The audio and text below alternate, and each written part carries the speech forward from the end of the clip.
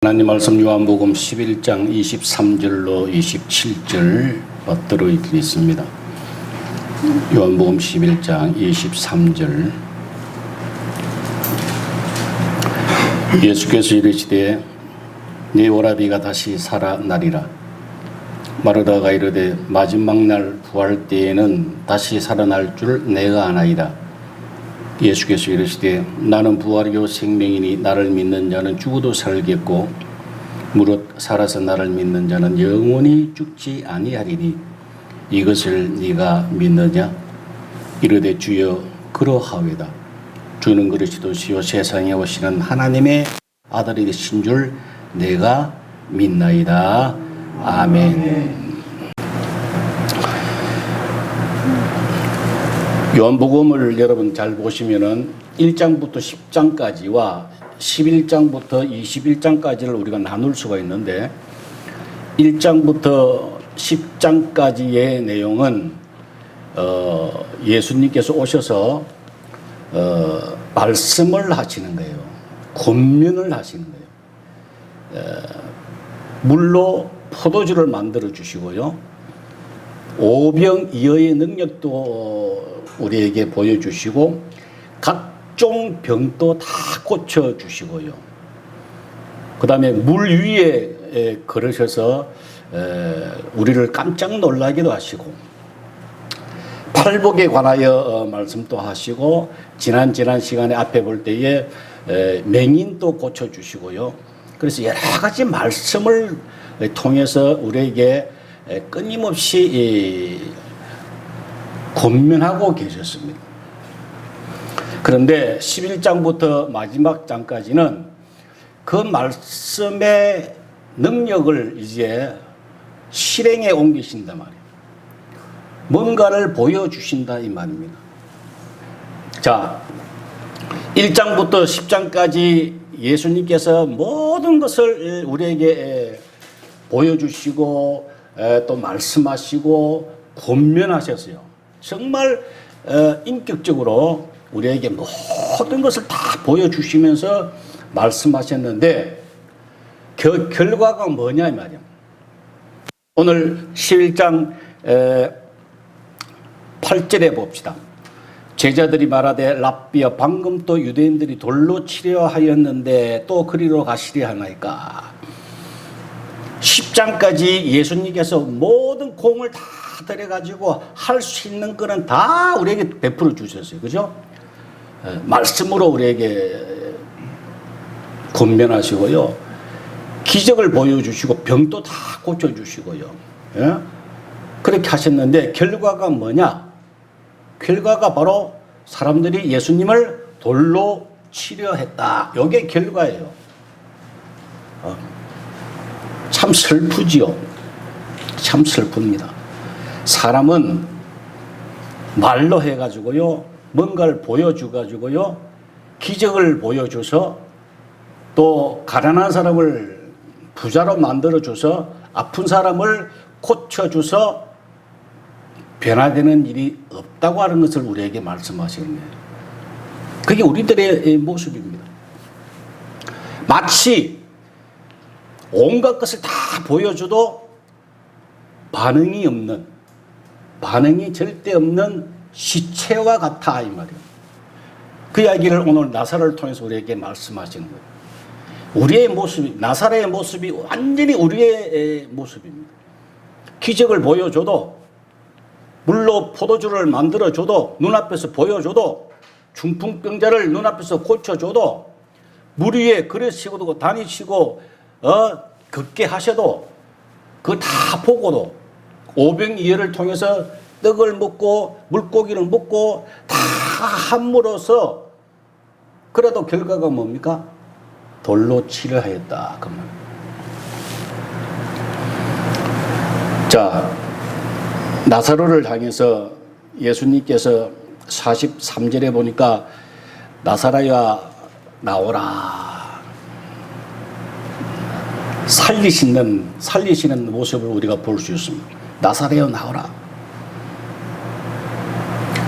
시체를 향해서 여러분, 이때까지는 시체를 향해서 아무리 이야기를 해도 기속말을 해도 시체 앞에서 기적을 보여드리도 마술을 행해도 이 시체는 아무 반응이 없습니다. 자, 나사로를 살리시고 난 다음에 그에게 이제 말씀을 하시는 거예요. 오늘날 우리들의 모습하고 너무 똑같아요.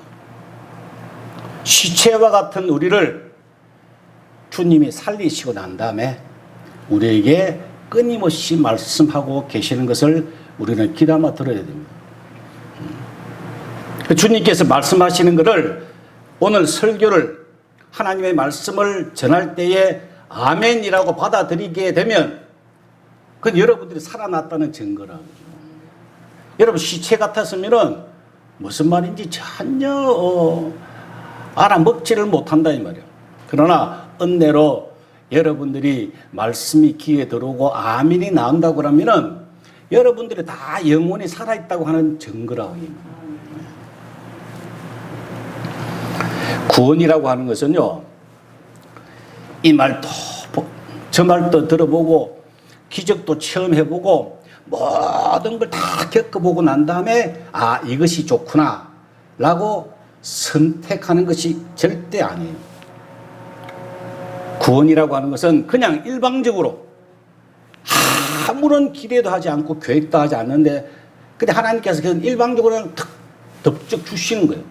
그게 구원받았다고 하는 거예요. 에베소서 2장 8절에 우리가 너무 잘 아는 말씀이잖아요.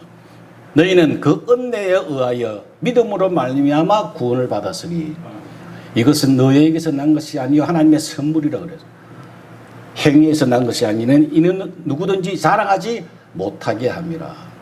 자, 믿음으로 말미암아 구원을 받았다고 하는 그 말씀 앞에 그 은혜로 의하여 그 은혜를 의하여 우리가 믿음으로 구원받은 것 같은데 믿음으로 고백한 것 같은데 그것이 바로 하나님의 은혜에 의하였다 이 말이에요.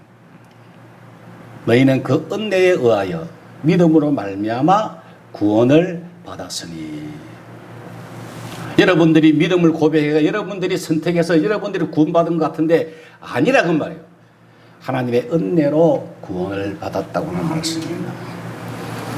이 은혜를 하나님께서 깨닫게 하시기 위하여 6절에 보니까 6절에 나사로가 병들었다함을 들으시고 그 계시던 곳에 이틀을 더 유하시고 이렇게 기록이 되어 있죠.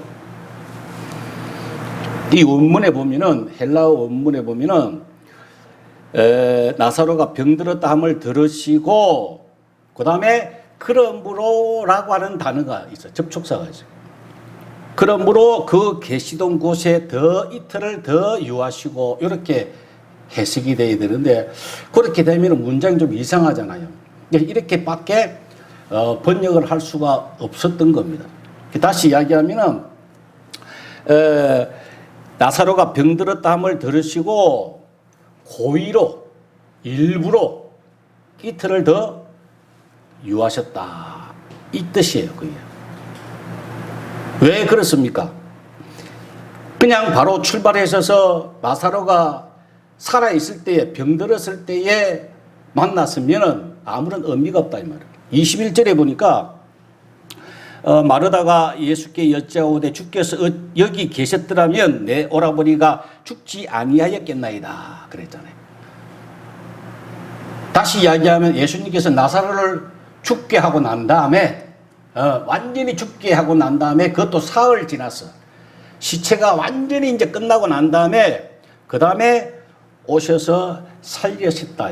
하나님의 능력을 우리에게 보여주시기 위하여 그렇게 일부러 그렇게 하셨다는 이야기야. 이 나사로의 교훈을 통해서 우리가 확실하게 알아야 됩니다. 사람이 약해가지고 아니면 혹은 부족해가지고 풍성하고 건강하게 하는 것이 아니라 이 말이에요.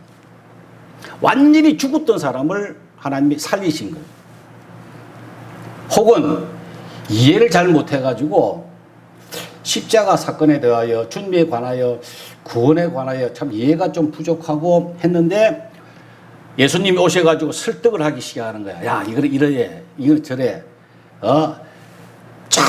아주 그냥 차근차근하게 논리에 맞춰서 우리에게 설득을 시켜 주시러 온 것이 아니라 그 말이에요.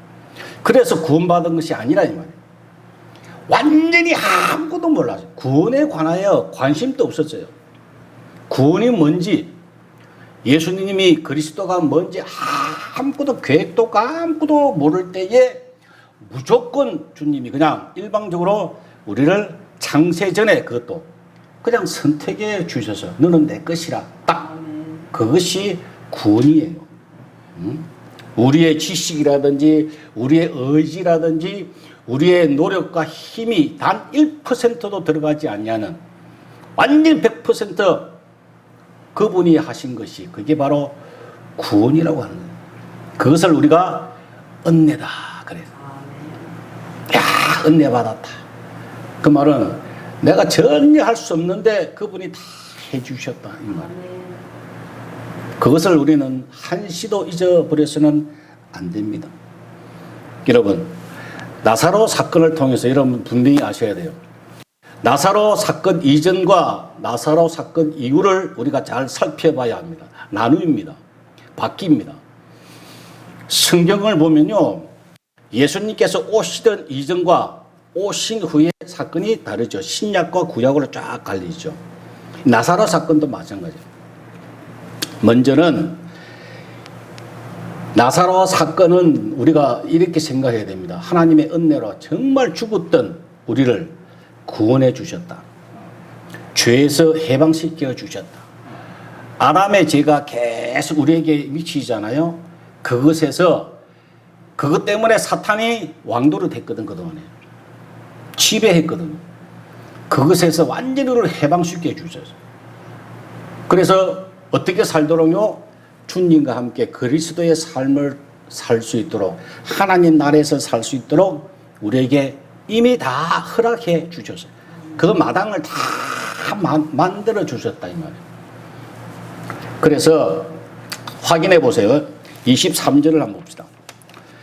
예수께서 이르시되 내 오라비가 다시 살아나리라. 예수님께서 마르다에게 말씀하실 때에 24절에 마르다가 이르되 마지막 날 부활 때에는 다시 살 줄을 내가 아나이다. 그래서 부활 때는 내가 당연히 살지요 라고 이야기해서 이때에 예수님께서 다시 말씀하시기를 나는 부활이요 생명이니 나를 믿는 자는 죽어도 살겠고 무릇 살아서 나를 믿는 자는 영원히 죽지 아니하리니 이것을 네가 믿느냐. 영생의 삶이 있다. 너 살아있는데 이제부터 죽지 않는다. 이 이야기예요. 그것이 바로 영생의 삶이에요. 하나님의 나라에서 사는 삶. 사망과 관계없는, 죽는다는 것은 사망한다는 이야기 아닙니까? 사망은 죄 때문에 사망하거든요. 우리 영혼이. 그거와 전혀 상관없다. 이제는 영혼이 너희들 죽지 않는다. 영생의 삶을 살 것이다.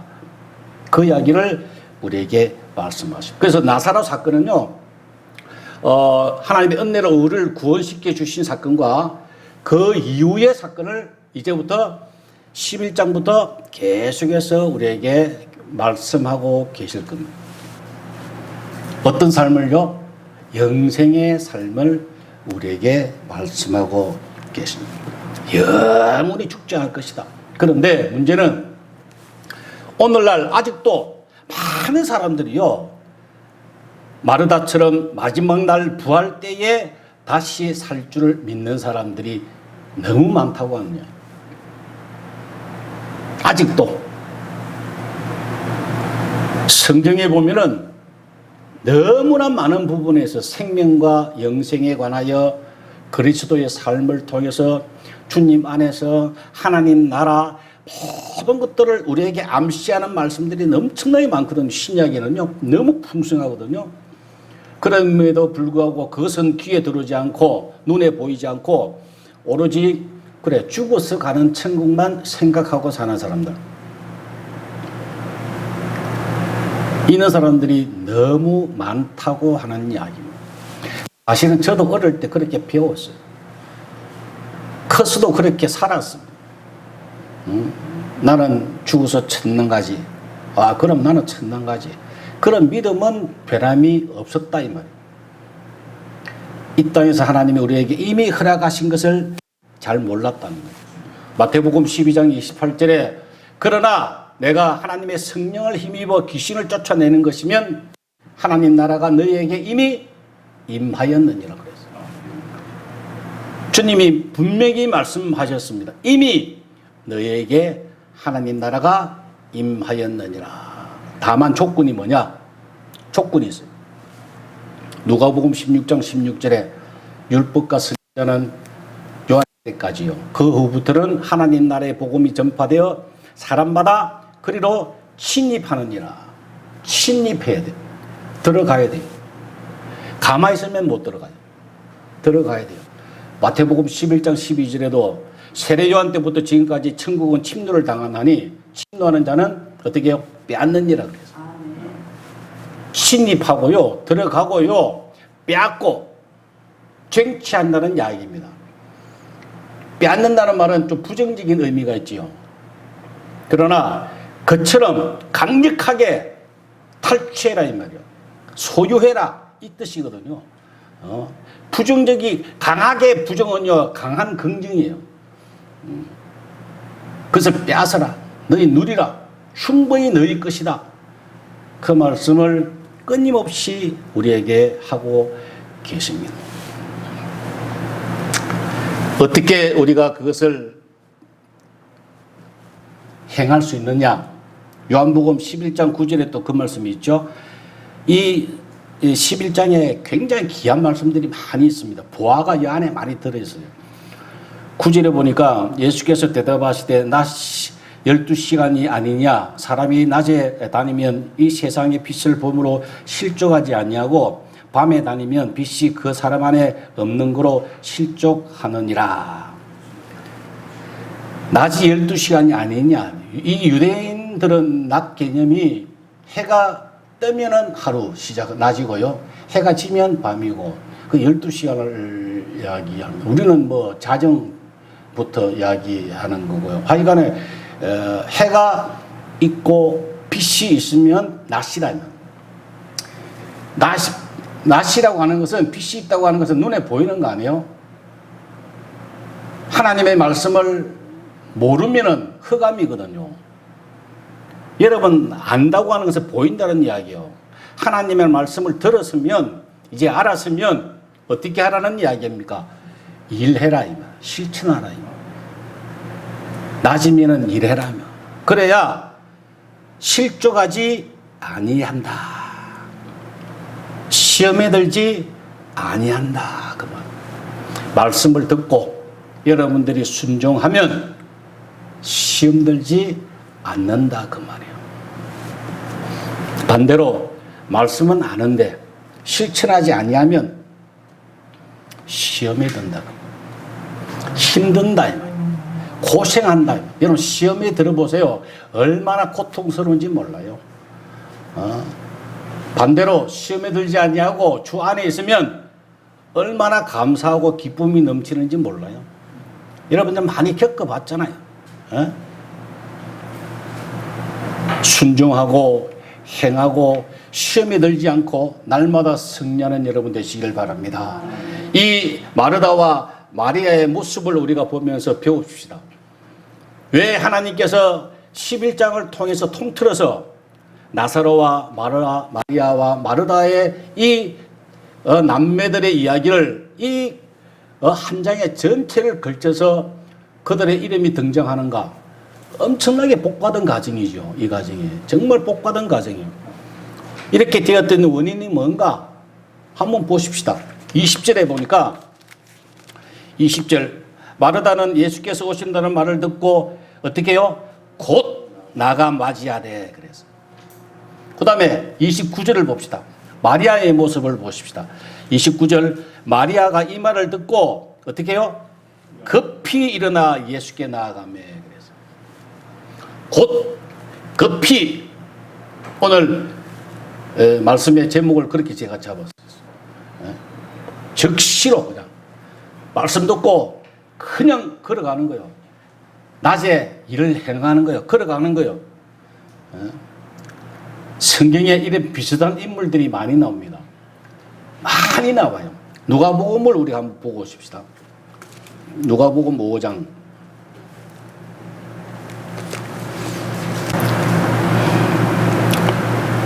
그들이 10절부터 볼까요? 세베대의 아들로서 시몬의 동업자인 야고보와 요한도 놀랐습니다. 예수께서 시몬에게 이르시되 무서워 말라. 이제 후로는 네가 사람을 취하리라 하시니 그들이 배들을 육지에 대고 모든 것을 버려두고 예수를 따르니라.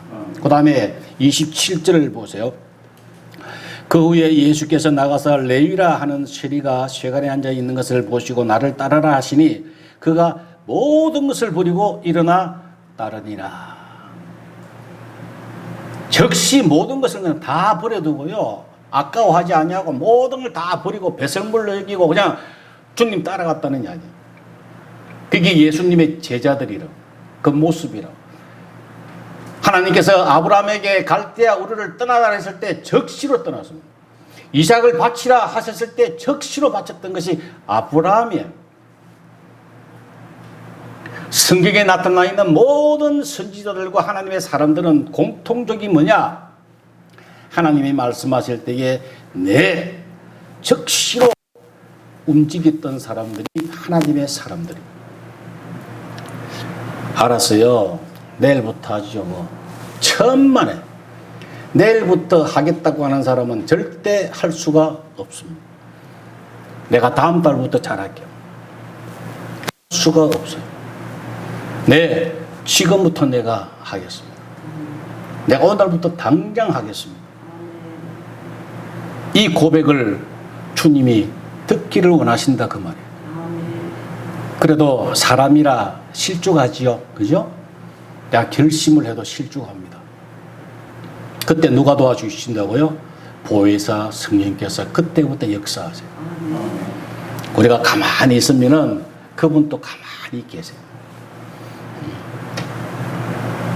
지난 시간에 죽으러 가자. 자기가 죽을 수 없어요. 결심을 해도 금방 쓰러지고 넘어진다. 사람이라. 왜? 마귀가 엄청나 더 힘이 세거든요. 못 가게 하면 얼마든지 못 간다고요. 베드로 보세요. 그렇게 큰 소리 쳤는데도 3번이나 부인하게 되잖아요. 하나님이 간섭하지 아니하면요, 우리는 아무것도 할 수 없어요. 사실 할 수 있는 능력이 없어요. 생각조차도 안 된다고요. 그 마음조차도 하나님이 주셔야 된다니까. 너에게 손을 두고 행하게 하시나니. 그래서 손도 하나님이 주시는 거예요. 우리가 고백하고 결단하고 결심을 하면 그 다음에는 하나님이 해주시는 거예요. 그분이 다 행하게 하시나니. 무엇을 어떻게 해야 되는가 결론적으로 제가 정리해서 말씀을 드리고자 합니다. 제가 어렸을 때에 공부를 하도 안 하니까 IQ가 제가 학교에서 3번째로 높았답니다. 한 800명 되는 학교에서 담임 선생님이 내보고 엄마를 불러서 그 생활 기록부를 보여주시면서 IQ가 이렇게 높은데 공부 안 한다고. 그래서 담임한테 가요 공부도 하고 많이 했습니다. 영어 선생님한테 또 가서 보고 수학 선생님한테 가서 배우고 다 그렇게 해봤는데 안 되니까 어머니가 가해 선생님을 아예 그냥 우리 집에 상주하게 하셔가지고 제가 2층에 방에 있었는데 제 옆방에 가해 선생님이 아예 그냥 거기서 묵고 살고 했어요. 했는데 그럼에도 불구하고 제가 공부를 안 하니까 제가 고집이 엄청나게 셌나 봐요. 중학생이 그 선생님을 이겨먹었다고. 3개월 만에 그 선생님이 항복을 하고 나가셨어요. 아주 쾌감이 그때는 아주 쾌감이 있더라고요. 선생님이 맨날 잔소리하고 있는데 선생님이 나가니까. 그런데 제 어머니가 마지막으로 내가 요새 돈 같으면은 한 50만 원을 줄 테니까 50만 원을 내가 걸 테니까 특별반에 들어가면 내가 50만 원을 주겠노라. 이렇게 하셨어요. 12반이었습니다. 중학생이. 12반인데 특별반이 하나 있었거든요. 여기에 들어가면 내가 이 큰 돈을 주겠노라. 이야, 이거는 이 문제가 다르죠. 이건 해야죠. 그래서 그때부터 제가 아무도 없는데, 그때는 과외 공부도 없었어요. 혼자 이제 공부를 하는데, 어떻게 했느냐면은 예습 복습만 가지고 했어요. 그래서 오늘 내가 공부한 것을 집에 와서 딱 1시간 했습니다. 제가 집에 와서. 1시간을 노트를 가지고 쭉 넘기면서 보는 거예요. 그럼 금방, 맞아. 오늘 성령님이 이런 이야기 하셨지. 금방 알잖아요. 그죠? 그래서 그걸 이래 봤습니다. 1시간 동안 제가 오늘 하루 공부했던 걸 다 복습을 했어요. 그러고 그 분기 때에 특별반에 제가 들어갔어요. 왜 이런 말씀을 드리느냐면요. 가장 신앙생활을 잘하는 거는 뭐냐면 복습하는 거예요. 다른 거 없어요. 다른 거 뭐 열심히 하려고, 내가 뭔 걸 하려고 계획을 세우고 비전을 가지고, 그거 다 개뿔 같은 소리예요. 아무런 소용이 없어요. 주님이 내일 일은 염려하지 말아라. 그건 네가 신경 쓸 거 아니다. 이 말씀이거든요. 계획은 무슨 개뿔 같은 계획이야. 네가 아무리 계획을 세워봐. 아무 소용이 없어. 복습을 해. 이 말씀은 우리에게 주신 은혜 있잖아요. 우리에게 베풀어 주신 은사, 은혜. 이거를 매일 상기하자는 말이에요. 묵상하자는 이야기. 한 사람의 범죄로 말미암아 사망이 그 한 사람을 통해 왕도로 더욱 은혜와 의의 선물을 넘치게 받는 자들은 한 번 예수 그리스도를 통하여 생명 안에서 왕노릇 하리로다. 은혜와 의의 선물을 넘치게 받는 자들, 그게 조건이라 그랬잖아요. 그것을 기억하는 사람, 그걸 정말 누리고 사는 사람, 그 사람은 왕노릇 한다 이 말이에요. 복습하는 사람, 우리가 뭐 할 거 없어요. 앞으로 내가 뭘 해야 되겠다, 어떻게 해야 되겠다, 내가 교회에 충성을 해야 되겠다, 이런 생각하지 마세요. 아무리 계획을 잡아도 되지 않습니다. 주님이 원하시는 것은 우리에게 주신 은혜 있잖아요. 이미 나를 구원시켜 주셔서, 내 죄를 해결해 주셔서, 나는 죄와 절대 결코 정죄함이 없다. 예수 그리스도 안에 있는 자는 결코 정죄함이 없다. 죄가 너희를 주관하지 못하리니 이는 너희가 법 아래 있지 않고 은혜 아래 있습니다. 이런 것들을 여러분 상기하시라고, 묵상하시라고, 그것을 인해서 감사하시라고. 그것이 하나님의 뜻이에요. 그것이 잘 사는 거예요. 그것을 하나님이 원하고 계십니다. 이것을 적시로 곧 실행하라 이 말이에요. 묵상하고 상기하고 하나님의 은혜에 감사하고, 유인물 나눠드렸던 죄에 대한 모든 저 말씀을 적시로 읽으면서 암기하면서 하나님 앞에 감사하면서 살아라 이 말. 적시로 해라 이 말. 그렇게 될 때에 마리아와 마르다와 나노의 이 가정처럼 하나님이 여러분들 삶 속에, 여러분 가정에도 큰 복을 주실 줄로 믿습니다. 곧 즉시 말씀대로 복습하시기를 바랍니다. 기도하십시다. 사랑하시는 아버지 하나님, 은혜를 감사합니다. 오늘도 무지하고 연약한 죄들을 깨닫게 하시고 영적으로 듣게 하시고 은혜 베풀어 주신 것을 감사합니다. 미련하고 연약한 죄들 알게 하셨사오니 즉시로 곧 하나님 움직이는 저희 모두가 되게 주님 도와 주옵소서. 결심을 합니다. 작심합니다. 주님 도와 주옵소서. 예수님의 이름으로 기도 올리옵나이다. 아멘.